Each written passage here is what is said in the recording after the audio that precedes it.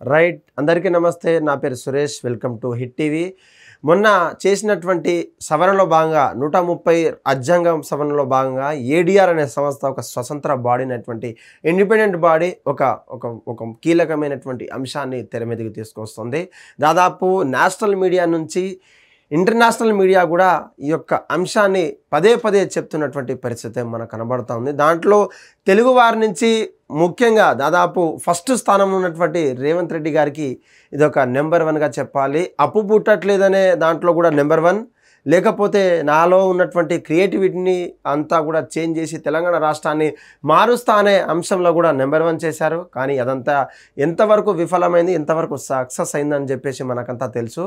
అయితే దాదాపు తెలంగాణ రాష్ట్రంలో కొన్ని రోజులుగా జరుగుతున్నటువంటి అప్పు లేదు, లేదంటే ఒక డెప్ట్లో టాప్ 1 స్టేట్గా నిలిచినటువంటి ఘనత తనకున్నప్పటికీ పార్లమెంట్ సాక్షిగా ఏదైతే ఎంపీ రఘునందన్ రావు ఏదైతే అడిగారో ఆ యొక్క పార్లమెంట్ సాక్షిగా అక్కడ ఉన్నటువంటి సంబంధిత మినిస్టర్ ఎవరైతే ఉన్నారో తెలంగాణనే అగ్రస్థానంలో ఉంది, ఇన్ని కోట్లు అప్పు చేసిందని చెప్పేసి ఆ సాక్షిగా మినిట్లో కూడా ఉండడం మనకంతా తెలుసు. అదే కాకుండా ఇంకొక కొత్త రికార్డు సైతం తన ఖాతాలో వేసుకున్నటువంటి రేవంత్ రెడ్డి తెలంగాణ రాష్ట్ర చీఫ్ మినిస్టర్గా మనం చేసుకోవచ్చు. నిన్న చేసినటువంటి సర్వేలలో అంటే దాదాపు ఏదైతే ఎమ్మెల్సీ కావచ్చు, ఎమ్మెల్యే కావచ్చు, మినిస్టర్లు కావచ్చు, ఎంపీలకు సంబంధించినటువంటి ఏదైతే ప్రజాప్రతినిధుల కోర్టు సంబంధించినటువంటి కోర్టులు కేసు నుంచి మొదలు పెడితే హైకోర్టు, సుప్రీంకోర్టు, డిస్ట్రిక్ట్ కోర్టుల నుంచి కూడా అంతా ఒక టాప్ 10 లిస్టులంతా కూడా సీఎంలు వీరుగా వారి గురించి మనమంతా డిస్కస్ చేస్తాం. ఆ భవిష్యత్తులో వారు చేసేటువంటి కార్యక్రమాలు ఏంటి, లేదంటే రాష్ట్రంలో కావచ్చు రాష్ట్ర ముఖ్యమంత్రులు కానప్పుడు వారేమన్నా ఇంకేమైనా క్రిమినల్ మైండెడ్తో క్రిమినల్ కేసుల మీద వాళ్ళ మీద ఉన్నాయా అని కూడా ఆ యొక్క కేసుల వివరాలేంటో కూడా మనము కొంతమందికి అడిగే ప్రయత్నం అయితే చేసాం. వారికి సంబంధించినటువంటి తెలిసినటువంటి ఇన్ఫర్మేషన్ అంతా కూడా మనం గ్యాదర్ చేసి ఒక పీపీటీలా మనం తయారు చేసుకొని అది ఒక డిస్కస్ చేసే ప్రయత్నం అయితే చేద్దాం. ఏడీఆర్ అనే సంస్థ అడ్రస్ చేసేసి అక్కడ ఉన్నటువంటి రిఫార్మ్స్ని ఏదైతే ఉందో దానికి సంబంధించినటువంటి కేసునంతా కూడా సోషల్ మీడియాలో వైరల్గా మారింది. టాప్ 10లో వీరే సీఎంలు ఉన్నటువంటి ముఖ్య నేతల్లో Telangana chief minister for Anumula Revanth Reddy, party INC Indian national Congress. తనకున్నటువంటి 89 కేసులు బహారమైనటువంటి క్రిమినల్ కేసెస్గా ఇప్పటికైతే నెంబర్ 1 స్థానంలో తను సంపాదించుకున్నటువంటి గొప్పగా అనుకోవచ్చా, లేదంటే ఆయనకున్నటువంటి మేధావితనం కావచ్చు, ఆయనకున్నటువంటి టాలెంట్ కావచ్చు, ఆయనకున్నటువంటి ప్రజాబలంతో ఇవన్నీ కేసులు పెట్టారా, లేదంటే కేసులకు సంబంధించి తను ఇరుక్కున్నారా అంటే దాంట్లో 59% అంటే దాదాపు అంత పర్సెంట్ అంతా కూడా నిజమే చెప్తుంది. దాంట్లో 89 కేసులలో దాదాపు 79 కేసులు కూడా very cruel cases, criminal cases, money law and order కావచ్చు, మనీ ఇష్యూస్ కావచ్చు, బార్గెనింగ్ కావచ్చు, బ్రైబ్ కావచ్చు, అదేదే మనిషికి సంపాదించినటువంటి ఆ యొక్క అటెంప్ట్ మర్డర్ కావచ్చు, కిడ్నాపింగ్ కావచ్చు, అనేక అంశాలకు సంబంధించినటువంటి అదంతా కూడా చిట్టా తీసుకుంటే దాదాపు 79 కేసులు అయితే క్రూయల్గా ఉన్నాయి. అందులో మోస్తాదు 89 కేసులుగా మనకైతే తెలుస్తూ ఉంది. ఆ యొక్క సెకండ్ ప్లేస్కి వచ్చేసిన తర్వాత ఈ సదరన్ స్టేట్లలో టాప్ సీఎం అయినటువంటి అంటే తనకు ఎప్పుడెప్పుడు ఏదో ఒక కాంట్రవర్సీతో ఈ యొక్క ద్రవిడియన్ కల్చర్ని తన భుజాలపైన నేనే మోసుకుపోతున్నా, పెరియార్ కావచ్చు ఆ యొక్క సిద్ధాంతాలను మా యొక్క తమిళియన్స్పై నేను ఒక రిప్రజెంటేటివ్గా ప్రతిసారి ఒక మీడియా ముందు కావచ్చు, దాదాపు బీజేపీ మీద కూడా ఒక ఒక ఏంది కరోనా వైరస్ లాంటిది బీజేపీ యొక్క రాష్ట్రాన్ని ఇక దేశాన్ని అంతరించిపోయేటువంటి చేస్తుంది. ఆ కుట్రలపైనటువంటి పదే సార్లు తన వాక్యతో కావచ్చు, తనకున్నటువంటి టాలెంట్తో ప్రశ్నిస్తున్నటువంటి ఆ ద్రవిడియన్ డిఎంకే పార్టీ ఏదైతే ఉందో తమిళనాడు చీఫ్ మినిస్టర్ కూడా స్టెలిన్ కూడా సెకండ్ ప్లేస్లో ఉండడం ఇది ఒక గమనార్హం అని చెప్పుకోవచ్చు.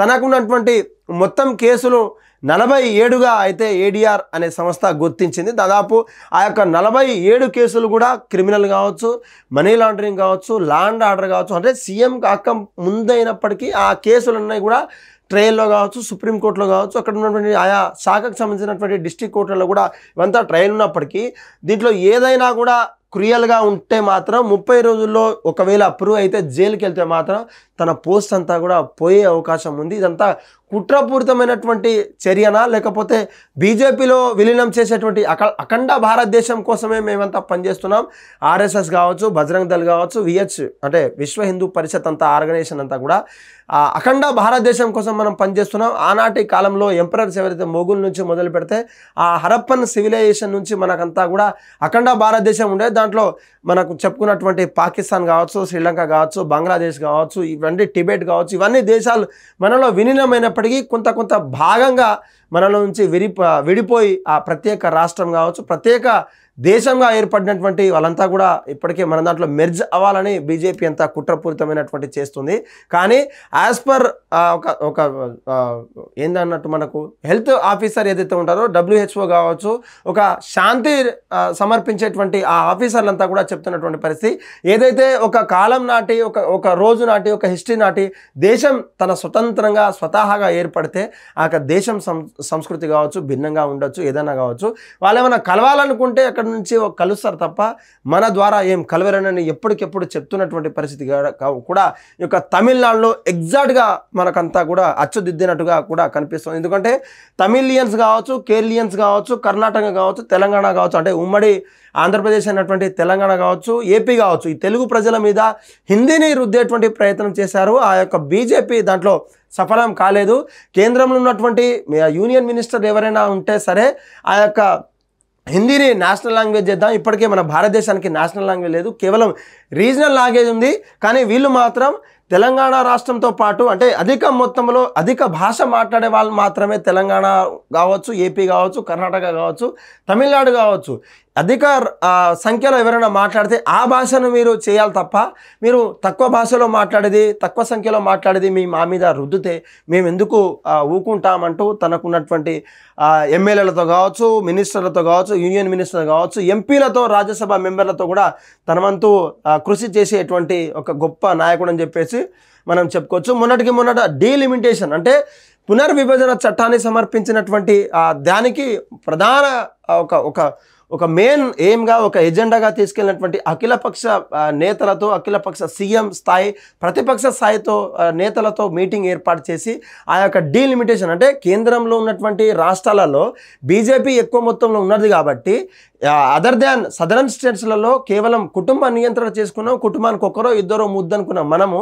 ఇప్పుడేమో కేంద్రంలో ఉన్నటువంటి ఓటర్స్ తక్కున్నాం. కానీ వేరాజ్ బీజేపీలో ఉన్నటువంటి యూపీ కావచ్చు, మహారాష్ట్ర కావచ్చు, బీహార్ కావచ్చు, ఢిల్లీ కావచ్చు, వీళ్ళంతా కూడా ఎటువంటి కుటుంబ నియంత్రణ పాటించలేదు. అసలు దేశ జనాభా కంటే వీళ్ళ రాష్ట్ర జనాభా 10 100 పెరిగేటువంటి అవకాశం ఉంది. ముఖ్యంగా గుజరాత్ కావచ్చు, రాజస్థాన్, ఈ యొక్క స్టేట్ కనుక డీలిమిటేషన్ చేస్తే వాళ్ళకు ఉన్నటువంటి ఎంపీ సీట్లు వస్తాయి, ఎమ్మెల్యే సీట్లు పెరుగుతాయి. శాశ్వతంగా ప్రజా పాలనను పక్కన పెట్టేసి మేమే పాలన ఉండేటట్టు కూడా బీజేపీ ప్లాన్ చేసింది. దానికి అడ్డుకున్నటువంటి ప్రధాన నాయకుడిని తనను స్కెచ్ చేసినటువంటి పరిస్థితి. ముఖ్యంగా ఏడీఆర్ చేసినటువంటి సర్వేలో 47 కేసులుగా తన మీద నమోదయ్యాయి. ఆ 47 కేసులకు సంబంధించినటువంటి అంతా కూడా తను ఎట్లా పోరాటం చేస్తారో సెకండ్ మెంబర్గా కూడా మనము ఈ ఏడీఆర్ చేసినటువంటి మనిషిగా చూడొచ్చు. ప్రధానంగా టాప్ 3లో ఏపీ సీఎం అయినటువంటి చీఫ్ మినిస్టర్ అయినటువంటి చంద్రబాబు నాయుడు, టీడీపీ పార్టీ అధినేత, స్థాపించకపోయినా సరే కానీ అధినేత అని మనం చెప్పుకోవచ్చు. దాదాపు 19 కేసులు కూడా మనం చూడొచ్చు. దాదాపు అలైడ్ అంటే సీరియస్ అఫెన్సెస్ మాత్రం 32 ఉన్నాయి. కానీ ఆ 32లో 19 కేసులు మాత్రమే కొంచెం క్రిమినల్ మైండెడ్గా, ఒక మనీ లాండ్ ఆర్డర్ కావచ్చు, ఒక కిడ్నాపింగ్ కావచ్చు, ఒక అటెంప్ట్ మర్డర్ లాంటి క్రిమినల్ కేసెస్లో మాత్రం 19 కేసులుగా నమోదవ్వడం అసలు ఈయనకి ఎందుకు కార్నర్ చేస్తున్నారు? ఇప్పటికే రాష్ట్రంలో ఉన్నటువంటి కూటమి ప్రభుత్వంతో తను అటాచ్ అయిన తర్వాత దేశంలో ఉన్నటువంటి అన్ని రాజకీయ పార్టీలతో నేను ఒక సీనియర్ నేత, 40 ఇండస్ట్రీ 30+ ఇయర్స్ ఇండస్ట్రీ చెప్పుకున్నటువంటి తనను కూడా కార్నర్ చేసే విధంగా కూడా కేంద్రం కనబడతా ఉన్న తన కంప్లీట్గా పిక్చర్ అయితే కనబడతా ఉంది. తెలంగాణ రాష్ట్రంతో పాటు ఏపీలో ఉన్నటువంటి తనను కూడా థర్డ్ లిస్ట్గా పెట్టడం ఒక గమనార్హం చెప్పుకోవచ్చు. మొన్న బీజేపీ అనే పార్టీ జమ్మూ అండ్ కాశ్మీర్లో 2014 అంటే 19లో భాగంగా అక్కడ ఉన్నటువంటి గవర్నమెంట్తో పొత్తు పెట్టుకొని ఆర్టికల్ 370 ఎలా రద్దు చేసిందో మనమంతా చూసాం. ఏదైతే గవర్నమెంట్తో పొత్తు పెట్టుకున్న తర్వాత ఆ పొత్తు మధ్యలో దించేసి, అంటే సీఎం స్థాయిని కూడా దించేసి గవర్నర్ పరిపాలన చేసే విధంగా రాష్ట్రపతి పరిపాలన చేసి రాష్ట్రపతి రాత్రికి రాత్రే ఆర్టికల్ 370 వేసేసి ఒక కీలు బొమ్మ అన్నటువంటి ముర్మును సైతం 370 ఆర్టికల్ 370 కీలకమైనటువంటి ఆర్టికల్ 370 ప్రవేశపెట్టింది బీజేపీ ప్రభుత్వం. అటువంటి బీజేపీ ప్రభుత్వంతో తన ఈరోజు కూటమి ప్రభుత్వంలో ఉన్నారు. అదేవిధంగా జనసేన వీళ్ళంతా కూడా అంటే బీజేపీలో ఎమ్మెల్యేలు ఎప్పుడు పోతారో తెలియదు, ఎంపీలు ఎప్పుడు పోతారో తెలియదు. ఆ యొక్క పార్టీలో ఉన్నటువంటి ఆయన ఒక స్టేట్లో సీఎం ఎప్పుడు ఉంటుందో కూడా తనకు తెలియనటువంటి పరిస్థితి. ఎగ్జాంపుల్ మనం జమ్మూ అండ్ కాశ్మీర్లో చూసాం. ఆ యొక్క చూసిన తర్వాత కూడా మీరు పొత్తు పెట్టుకోవడము, తనతో ఆ కూటమిలో భాగం అవ్వడము. 2014 నుంచి 19 వరకు మనమంతా ఎజెండా ఒక్కటే, కేంద్రంలో ఉన్నటువంటి విడిపోయిన తర్వాత 10 సంవత్సరాలు ఏదైతే హైదరాబాద్ క్యాపిటల్ సిటీ ఉండాలి, దానికోసమే మేమంతా అహర్నిశలు కృషి చేస్తాం, అమరావతిని డెవలప్ చేస్తాం, 2047 అట్లా దాదాపు ఒక 20 సంవత్సరాలకు మేమే ఉంటామన్నట్టు కూడా మీరు మాట్లాడింది. 2019 రాగానే తారుమారవడం, వైసీపీ అధికారంలో రావడం, మీరంతా కూడా జైలు పాలవ్వడం, మీరంతా కూడా కోల్పోవడం. తర్వాత సరే ఏదైనప్పటికీ మీరు అక్కడ ఉన్నటువంటి ప్రాంతాన్ని అభివృద్ధి కోసం ఎలాడుతుంటే అక్కడ మొన్నటి దాకా కురిసినటువంటి 3 రోజుల వర్షానికే మీరు కడుతున్నటువంటి స్మార్ట్ సిటీ అయినటువంటి సింగపూర్ అయినటువంటి థాయిలాండ్, చైనా, జపాన్ లాంటి సిటీస్ అనుకున్నటువంటి ఇమాజినరీ సిటీస్ అని కూడా ఆ పిల్లలతో సహా మునిగిపోయేటువంటి పరిస్థితి కనబడతా ఉంది. అంతేకాకుండా పొలంలో ఉన్నటువంటి కొన్ని డయాఫ్రామ్ వాళ్ళు కొట్టుకుపోయినటువంటి పరిస్థితి. లక్షల కోట్లు కేవలం బీజేపీలో ఉన్నటువంటి పొత్తులో ఉన్నటువంటి మీరు లక్షల కోట్లు తెచ్చిన తర్వాత కూడా అన్ని అక్కడ ఉన్నటువంటి సకల సదుపాయాలను అమర్చేటువంటి అవకాశాలు ఉన్నప్పటికీ వైజాగ్ స్టీల్ ప్లాంట్ కావచ్చు, విశాఖపట్నం సీపోర్ట్ ఏరియా కావచ్చు, హార్బర్ కావచ్చు, అన్ని సదుపాయాలు ఉన్నప్పటికీ రాష్ట్రం ఎందుకు డెవలప్ అవుతలేదు అని చెప్పేసి ఒక్కసారి ఆత్మవిమర్శన చేసుకోవాలి. ఎటువంటి పొత్తులు లేకుండా కూడా పోయేటువంటి బాధ్యత మీరన్నా ఎప్పుడన్నా తీసుకోవచ్చు. ఎందుకంటే ఆన్ బిహాఫ్ ప్రత్యక్షంగా పరోక్షంగా మీ మీద ఇన్ని కేసులు ఉన్నాయి, మీరు ఎప్పుడన్నా జైలుకి వెళ్తారో మీ పోస్ట్ ఊస్ట్ అని చెప్పేసి ఇండైరెక్ట్గా చెప్తుంది బాబు గారు. మీరు ఒక్కసారి ఆలోచించాల్సిన విషయం. ఎందుకు చెప్తున్నానో అసలు ఏంటి, అసలు దీని వెనకాల రాజకీయం ఏంటి, కోణం ఏంది, కుట్ర కోణం ఏంది అని చెప్పేసి కూడా చెప్తున్నటువంటి పరిస్థితి. ముఖ్యంగా చూడొచ్చు సదరన్ స్టేట్లలో మళ్ళీ 4వ స్థానం కర్ణాటక. సిద్ధరామయ్య తెలుసు కదా, మొన్న కాంగ్రెస్ పార్టీ నుంచి అంతా ఉచితం, లేడీస్కి ఉచితం, ఇది బస్సు ఉచితం, ఇదంతా కూడా చేసి డ్రామాలు చేసి ఎక్కడ ఉన్నటువంటి తన మీద సిద్ధరామయ్య మీద అంటే 2 సంవత్సరాలు ఉన్నారా నేను ఉంటా, ఇంకో సంవత్సరాల తర్వాత ఇంకొకరు ఉంటారని చెప్పేసి నమ్మించి 5 సంవత్సరాలకు మకాబేసినటువంటి కర్ణాటక సీఎం మీద కూడా 13 కేసెస్ ఉన్నాయి. దాదాపు ఐపీసీ సెక్షన్స్ అయితే అంటే సీరియస్ అఫెన్సెస్ మీద ఐపీసీ సెక్షన్ 6 మీద అయితే ఇండియన్ పినల్ కోడ్ ఏదైతే ఉందో బిఎన్ఎస్ చట్టం రాకముందు ఆ ఐపీసీ సెక్షన్ మీద దాదాపు 6 కేసులు కూడా అఫెన్సెస్ సీరియస్ అఫెన్సెస్గా ఉండడం అంతా కూడా మనకంతా తెలుస్తూ ఉన్నది. మీరు ఒక్కసారి గమనించారా లేదో, ఇది ఒక డ్రామాగా, ఒక మాఫియాగా కనబడుతుంది. తెలంగాణ రాష్ట్రంతో పాటు southern state, Tamil Nadu southern state, AP southern state, Karnataka southern state, ఈ యొక్క సదరన్ స్టేట్స్ మీద వీళ్ళ జులుం ఏంటి అంటే వేరే రాష్ట్రాల్లో సీఎంలు యూపీ కావచ్చు, జార్ఖండ్ కావచ్చు, అనేక రాష్ట్రాల మీద బీజేపీ ఉంటే అక్కడ ఎటువంటి సీఎంలు కావచ్చు, అక్కడ ఉన్నటువంటి ఎటువంటి క్రిమినల్ లేదు, అంతా ఫేర్గా ఉన్నట్టు కూడా టాప్ 4లో మనకంతా తెలిసేటువంటి పరిస్థితి. టాప్ 4లో మనం సదరన్ స్టేట్లో 4 ఉండడం కూడా ఇది ఒక గమనార్హం అని చెప్పుకోవచ్చు. ముఖ్యంగా చూడొచ్చు హేమంత్ సోరెన్ అక్కడ ఉన్నటువంటి జార్ఖండ్లో ఉన్నటువంటి ఒక ఫ్యామిలీ కలిగినటువంటి వాళ్ళ తండ్రి నుంచి, ఒక తాతల నుంచి ఆ యొక్క పార్టీ ఏదైతే ఉందో జేఎంజే, జార్ఖండ్ ముక్తి మోర్చా ఏదైతే రీజనల్ పార్టీ ఉందో తనకంటూ తను క్రియేట్ చేసిన తర్వాత సీఎం లెవెల్లో అయినా సరే బీజేపీ అనే పార్టీ 2024లో ఎలక్షన్స్ ముందు తనని జైల్లో పెట్టింది. దాదాపు 8 నెలలు జైల్లో పెట్టిన తర్వాత తను జైలు నుంచి ఓటేయడం, మళ్ళీ జైలు నుంచి మళ్ళీ బయటికి రావడం, బయటికి వచ్చిన తర్వాత తను విన్ అవ్వడం, ఇదంతా కూడా ఆ బీజేపీకి అసలు వంట పట్టట్లేదని చెప్పాలి. దాంట్లో ఆ బీజేపీ జార్ఖండ్, ఛత్తీస్గఢ్ బార్డర్లో ఉన్నటువంటి ఆ మినరల్స్ అంతా కూడా, రిసోర్స్ అంతా కూడా ఖాళీ చేయాలనే ఆలోచనతో మిషన్ కగార్ ఇటువంటి అనేక ఇక మనకంతా తెలుసు. ఆ యొక్క ట్రైబల్స్ని బెదిరించి ఉన్నటువంటి పరిస్థితిలో తన ఒక సోల్గా, తన ఒక మోటోగా, తన నాన్నగారి నుంచి వచ్చినటువంటి ఒక నిజాయితీమైనటువంటి ఒక గంభీరమైనటువంటి లీడర్ని ప్రదర్శించినటువంటి హేమంత్ సోరెన్ మీద కూడా 5 కేసెస్గా నమోదు చేసినటువంటి పరిస్థితి. ఆ 5 కేసెస్ కూడా క్రూయల్గా క్రిమినల్ కేసెస్ కూడా నమోదు చేశారు. Number of charges under serious IPC sections కూడా ఆ ఇండియన్ పెనల్ కోడ్ ఏదైతే ఉందో దాదాపు 7 కేసులు కూడా సీరియస్ అఫెన్సెస్ ప్లస్ 7 ప్లస్ 5 అయితే 12 కేసులు కూడా తన మీద రావడం అయితే మనకంతా తెలుస్తూ ఉంది. ఇది ఆ 5th పొజిషన్లో ఉన్న తర్వాత 6th పొజిషన్ మహారాష్ట్ర ఏదైతే బీజేపీని అత్రాకుత్రం చేసినటువంటి నాయకుడు తన తన అంటే చాకచక్యం అని చెప్పాలా, లేదంటే తనకున్నటువంటి బుద్ధి బలం అని చెప్పాలా, ఆ యొక్క మహారాష్ట్ర సీఎం ఫడ్నవీస్ అనే మనిషి ఒక నిజంగా పొలిటికల్ లీడర్ ఎవరైనా ఉన్నారంటే నిజంగా ఆయన అని చెప్పుకోవచ్చు. అక్కడ తనకు సీఎం పదవి రాకున్నప్పటికీ సీఎం పదవి ఆకాంక్షించి ప్రజల కోసం పనిచేసేటువంటి నాయకుల తను అసలు ఎమ్మెల్యే స్థాయి కావచ్చు, మినిస్టర్ స్థాయి కావచ్చు, తనకున్నటువంటి పోరాడిన తర్వాత కూడా బీజేపీని అతలాకుతలం చేసినటువంటి శివసేన పార్టీ ఏదైతే ఉందో విచ్ఛిన్నమైన తర్వాత కూడా ఎటువంటి ఏదైతే అధైర్యపడకుండా కేవలం మరాఠా సామ్రాజ్యాన్ని స్థాపించినటువంటి ఛత్రపతి శివాజీ మహారాజ్ ఒక గాంభీర్యాన్ని దానికి ఉన్నటువంటి మోటోని ముందుకు తీసుకెళ్ళి మరాఠీ వాళ్ళని ఒక ఉత్తేజమైనటువంటి ప్రేరేపించి నిజంగా ఒక ఎమ్మెల్యే స్థాయి నుంచి మనకు కూడా తెలియదు అసలు ఎమ్మెల్యే గెలిచిన తర్వాత ఓకే, కానీ అసలు ఆ బీజేపీ సెంట్రల్ పార్టీ తన సొంత నిర్ణయాలు ఎక్కడ ఉన్నప్పటికీ తెలంగాణ రాష్ట్రంలో ఏదైతే ఎంపీలు కూడా మాట్లాడినటువంటి పరిస్థితి ఉన్నప్పటికీ అక్కడ ఎమ్మెల్యే కూడా మాట్లాడలేరు, మినిస్టర్లు కూడా మాట్లాడలేరు. ఎవరైతే నడ్డా కావచ్చు, అమిత్ షా కావచ్చు, కేంద్ర మంత్రులైనటువంటి నితిన్ గడ్కరీ కావచ్చు, వాళ్ళు చెప్తే తప్ప ఎవరన్నా నోరు మెదపలేని పరిస్థితి, కంప్లీట్ ఆర్ఎస్ఎస్ బ్యాక్గ్రౌండ్ కలిగినటువంటి పరిస్థితి. అక్కడ కూడా తనకు 1% ఉన్నటువంటి ఆ శాతాన్ని చేతదిక్కించుకొని సీఎం అయినటువంటి గ్రేట్ లీడర్ అని చెప్పుకోవచ్చు. ఆ సీఎం రేసులో దాదాపు 2-3 పార్టీలు ఉన్నప్పటికీ, ఎంత బెదిరించినప్పటికీ మేము విడిపోతాం, మేము విచ్ఛిన్నం చేస్తాం, తెలంగాణ రాష్ట్రంలో ఎట్లా చేసిల్లో, ఏపీలో ఎట్లా చేసిల్లో మేము చేయలేదా, మేమంతా కూడా ఉన్నాము అని చెప్పేసి అయిన తర్వాత కూడా తన సాహస ధైర్యాన్ని వదలకుండా సీఎం అయినటువంటి పరిస్థితి. తనకున్నటువంటి కేసులు 4గా డివైడ్ చేశారు. ఆ 4లో సంబంధించినటువంటి serious offences under IPC sections కూడా 2గా అయితే నమోదు చేశారు. మొత్తంగా 6 కేసెస్ అయితే ఉన్నాయి. ఈ యొక్క మహారాష్ట్రకు ఎందుకు ఇన్వాల్వ్ చేశారు?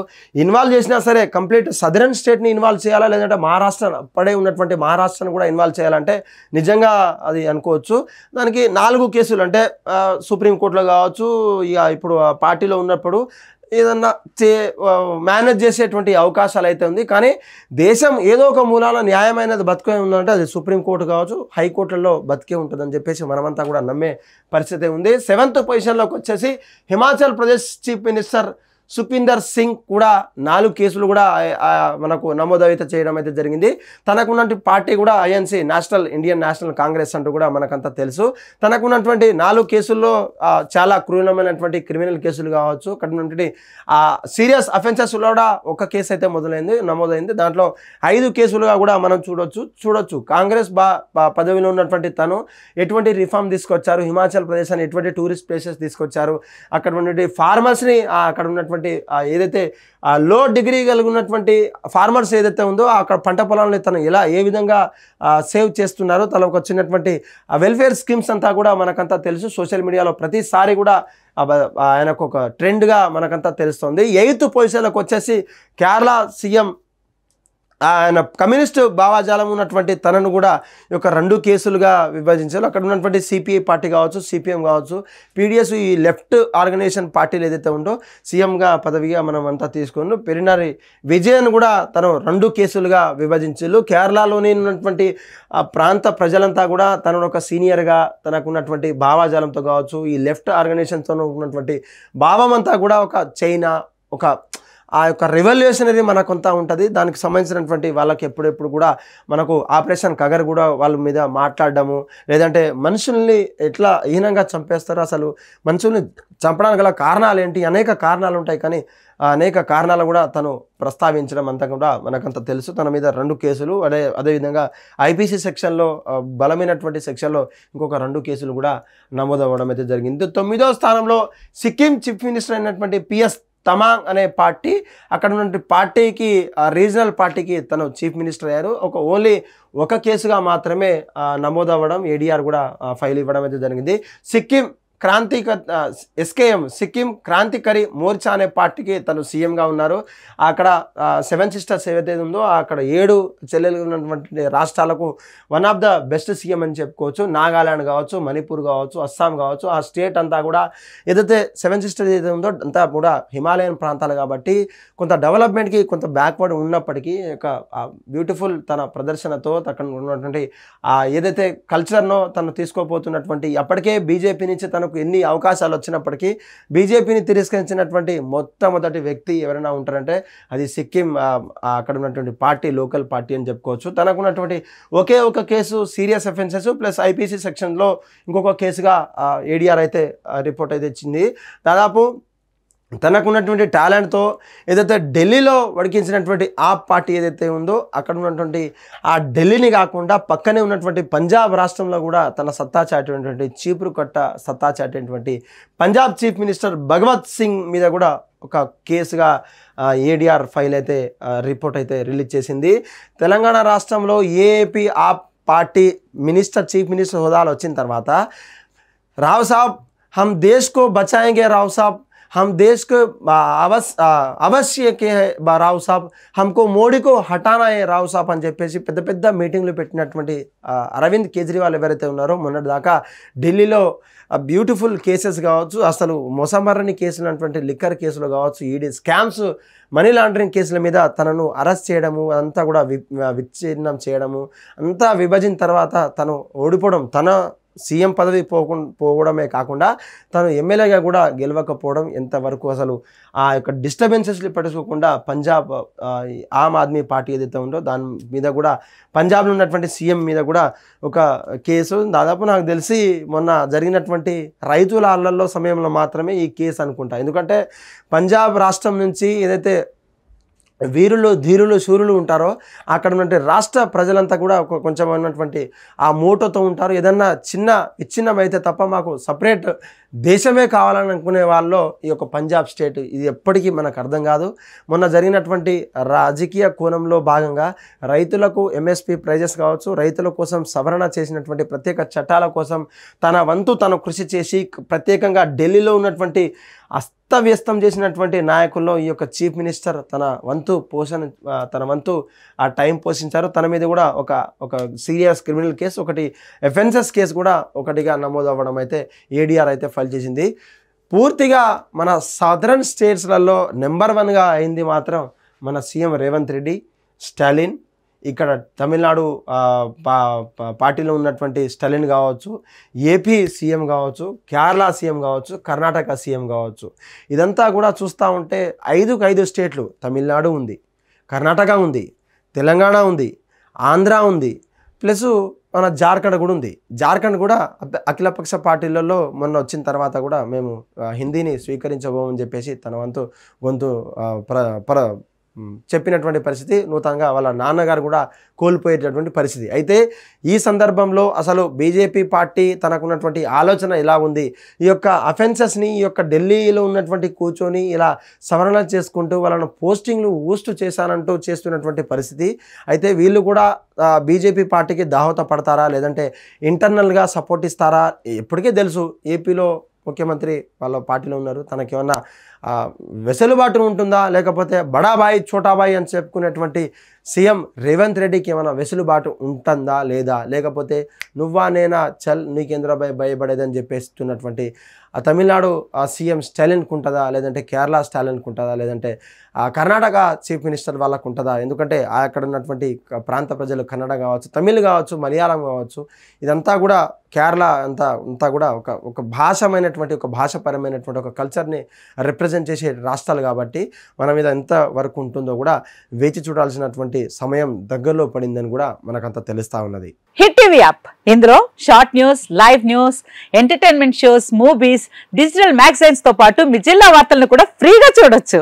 ఇంకెందుకు ఆలస్యం, వెంటనే హిట్ టీవీ యాప్ ని డౌన్లోడ్ చేసుకుని ఫ్రీగా ఎంటర్టైన్మెంట్ పొందండి. Hit TV app, hit TV app, please download hit TV app. Hit TV app ని ఫ్రీగా డౌన్లోడ్ చేసుకుని ఎంజాయ్ చేయండి. మీకు నచ్చిన ఎంటర్టైన్మెంట్ కోసం హిట్ టీవీ యాప్ ని ఫ్రీగా డౌన్లోడ్ చేసుకుని ఎంజాయ్ చేయండి. హిట్ టీవీ యాప్ ని డౌన్లోడ్ చేసుకుని ఆస్వాదించండి, ఆశీర్వదించండి. ఇంతమంది సెలబ్రిటీలు హిట్ టీవీ యాప్ ని డౌన్లోడ్ చేసుకోండి అని చెప్తున్నారంటే ఎంత మంచి యాప్ ఆలోచించండి.